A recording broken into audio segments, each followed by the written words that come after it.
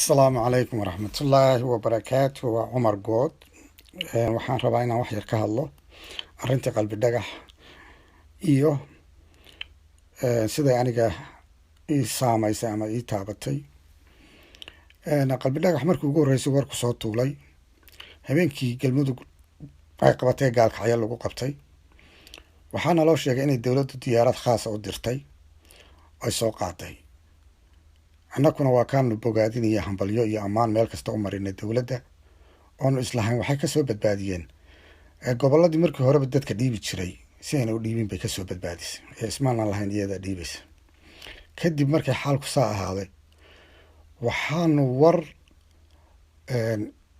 si xun noo saameeyey aanu ka helnay dowladda Etoobiya iyo warbaahinteeda iyo Twitterka gabre oo hambalyo u diraya dowladda Soomaaliya cadaynayana inay ku soo wareejiyeen gacantooda.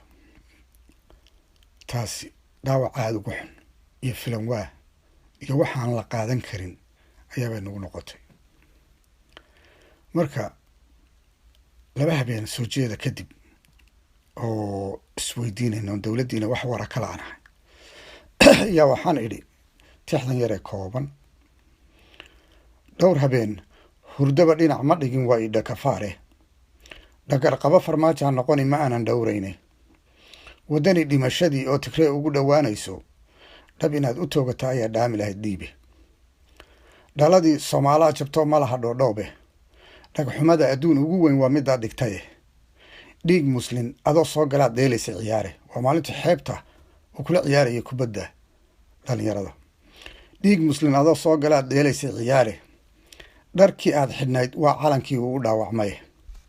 dhibatada dhashiisiiya ku dhacday dhammaanba Soomaali waa dhaymo nabar aan lahayn oo ku dhigan meele. waddani dhimashadii oo tigree ugu dhowaanayso dhab inaad u toogata ayaa dhaami lahayd dhiibe.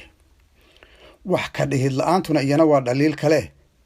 muxuu dhimay gumaysiga nin raga yaa ka dhiidhibe. muxuu dhimay gumaysiga nin raga yaa ka dhiidhiye. cid ku dhegaysanaysaa ma jirto dhammaan shacabkiie nabsiguna ma dheero kollay dhowaan wuu imane xilka ina iska dhiibtaa habboonoodna dhaaftaaye. waddani dhimashadii oo tigree ugu dhowaanayso dhab inaad u toogata ayaa dhaami lahayd dhiibe.